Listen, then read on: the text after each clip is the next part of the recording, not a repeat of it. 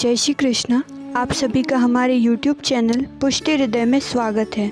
84 वैष्णव वार्ता की इस श्रृंखला में हम अगले 3 वैष्णव पूरनमल क्षत्रिय, यादवेंद्र दास जी और गोसाई दास जी के कुछ वार्ता प्रसंगों के बारे में जानेंगे। सर्वप्रथम पूरनमल क्षत्रिय जी के कुछ वार्ता प्रसंग इस प्रकार से है। ये अम्बाला के निवासी थे और ये एक धनाढ्य व्यापारी थे। 20 वर्ष की आयु में ही इनके माता पिता गुजर गए। उन्हें श्रीनाथ जी ने स्वप्न में आज्ञा दी थी कि तुम ब्रज में आकर मेरा नवीन मंदिर का निर्माण करवाओ। किसी तरह से पूरनमल जी ब्रज में आए और वहां आकर ब्रजवासी से पूछने लगे कि यहाँ पर श्री गिरिराज जी पर कोई देव प्रकट हुए हैं, वे कहाँ पर हैं। तब ब्रजवासी ने उन्हें गोवर्धन पर श्री जी के दर्शन हेतु ले गए। वहाँ पर उन्होंने आचार्य श्री से भी भेंट की और स्वप्न में जो प्रभु ने आज्ञा दी थी उसका सारा वृत्तांत आचार्य श्री को सुनाया। तब आचार्य श्री ने उन्हें कहा कि यदि प्रभु ने आज्ञा की है तो जल्द ही कार्य प्रारंभ करवाइए। पूरनमल क्षत्रिय ने हीरामणि उस्ता और अन्य ब्रजवासियों के साथ मिलकर मंदिर का निर्माण कार्य प्रारंभ करवाया, किंतु जब मंदिर आधा बन गया तब तक पूरनमल जी जो भी द्रव्य अपने साथ लेकर आए वह सब खत्म हो गया। तब वे पुनः दक्षिण की ओर गए और वहाँ रत्नों का व्यापार किया और 20 वर्ष के बाद वे पुनः लौट कर आए।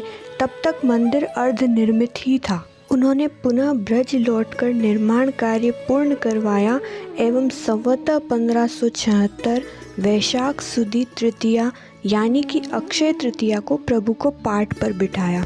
उस दिन ब्रज में बहुत बड़ा उत्सव हुआ एवं आचार्य श्री की आज्ञा से पूरनमल जी ने प्रभु श्रीनाथ जी को सुगंधित अर्घ्य समर्पित किया। आचार्य श्री पूरनमल जी से इतना प्रसन्न हुए कि स्वयं का प्रसादी ऊपरना पूरनमल जी को ओढ़ाया।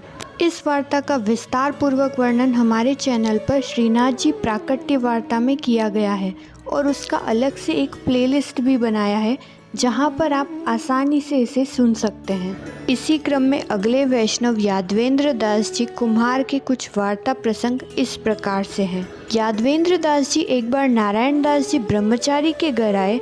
वहां पर उन्होंने ठाकुर जी का प्रसाद लिया और प्रसाद लेते ही उन्हें ऐसा अलौकिक आनंद प्राप्त हुआ कि वे भक्ति में लीन हो गए। तभी आचार्य श्री की शरण में आए। आचार्य श्री ने उन्हें नाम निवेदन करवाया और इसके पश्चात आचार्य श्री जहाँ भी पधारते यादवेंद्र दास जी उनके साथ रहते। वे सीधा सामग्री साथ लेकर चलते थे और रात्रि में आचार्य श्री जहाँ भी विश्राम करते यादवेंद्र दास जी पहरा दिया करते थे। यादवेंद्र दास जी आचार्य श्री महाप्रभु जी और गुसाई जी दोनों की ही सेवा में तत्पर रहते थे। एक बार गुसाई जी गोकुल पधारे और गोकुल में नवीन मंदिर बनाने की तैयारियां चल रही थी। तभी फाल्गुन वृद्धि श्रावण का दिन था और गुसाई जी पोढ़े हुए थे। गुसाई जी ने विचार किया कि यह मुहूर्त बहुत ही शुभ है और यदि इस मुहूर्त में नवीन मंदिर हेतु नींव की खुदाई की जाए तो मंदिर निर्माण कार्य जल्द ही पूरा होगा। जब यादवेंद्र दास जी ने यह बात सुनी तब वे तुरंत गए और खुदाई करने लगे। कहते हैं केवल एक ही दिन में पूरी नींव की खुदाई कर दी।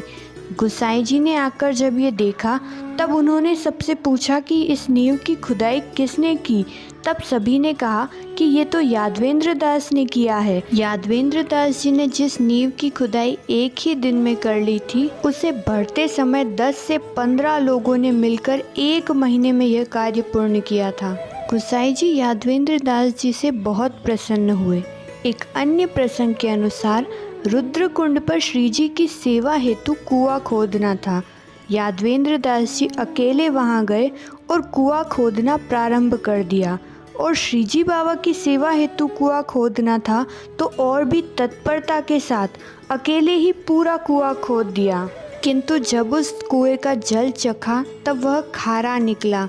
यादवेंद्र दास जी बहुत दुखी हुए और हृदय में ताप लेकर गंगा किनारे पहुँचे।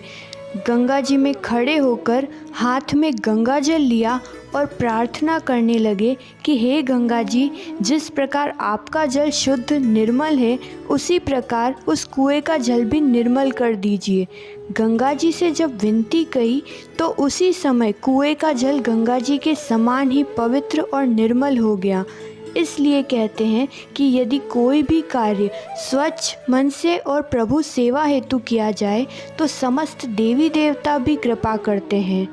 यादवेंद्र दास जी तो आचार्य श्री के ऐसे कृपा पात्र भगवदीय थे जिनकी वार्ता का तो कोई पार ही नहीं है। अगले वैष्णव गुसाईदास जी, सारस्वत ब्राह्मण की वार्ता। गुसाईदास जी मथुरा के निवासी थे और कहा जाता है कि लीला में ये गोविंद कुंड पर जो कदम का वृक्ष है उस पर बैठे हुए तोता है। ये तोता स्वरूप में ठाकुर जी के वेणुनाद का अधरामृत लिया करते थे। 14 वर्ष की आयु में इन्होंने श्रीमद् भागवत और श्रीमद् भगवत गीता का श्रवण किया और सांसारिक मोह माया को त्याग कर तीर्थाटन किया करते थे। इन्हें तीर्थ यात्रा में बहुत आसक्ति थी। एक बार जब विश्राम घाट पर इनकी भेंट आचार्य श्री से हुई तब इन्होंने विचार किया कि बहुत तीर्थ यात्रा कर ली, अब तो आचार्य श्री का सेवक बनकर बस एक ही स्थान पर निवास करूं और भगवत भक्ति किया करूं। तभी ये आचार्य श्री की शरण में आए और नाम निवेदन के पश्चात आचार्य श्री ने इन्हें सुंदर चतुर्भुज स्वरूप माथे पधराया। गुसाईदास जी बहुत ही भाव से प्रभु की सेवा किया करते थे। बहुत से वैष्णव इनके घर प्रभु के दर्शन हेतु आया करते थे। उन्हीं में से एक वैष्णव जो नित्य दर्शन हेतु आते थे, वह वैष्णव प्रभु के दर्शन करते और प्रभु से विनती करते थे कि हे प्रभु, आप मेरे हाथों से सेवा कब लेंगे। जब गुसाईदास जी को यह बात मालूम हुई तब उन्होंने उस वैष्णव से कहा कि तुम मेरे साथ मिलकर प्रभु की सेवा करो, हम दोनों मिलकर ठाकुर जी की सेवा करेंगे। तब उस वैष्णव ने कहा कि नहीं, ऐसे नहीं, जब ठाकुर जी का स्वरूप मेरे माथे पधराओ तो मैं सेवा करूं। ठाकुर जी ने उस वैष्णव पर कृपा करी और गुसाईदास जी ने उस वैष्णव को बुलाकर कहा कि ये स्वरूप तुम अपने घर ले जाओ और मैं अब यहाँ से बद्री का आश्रम जा रहा हूँ, क्योंकि मुझे लगता है अब मेरा इस धरती से देह त्याग करने का समय आ गया है और ठाकुर जी का तुम्हारी सेवा लेने का। गुसाईदास जी ने ठाकुर जी उस वैष्णव के माथे पधराए और स्वयं बद्री का आश्रम आ गए। गुसाईदास जी की शुरू से ही तीर्थों में आसक्ति थी तो उनकी देह भी तीर्थ में छूटी।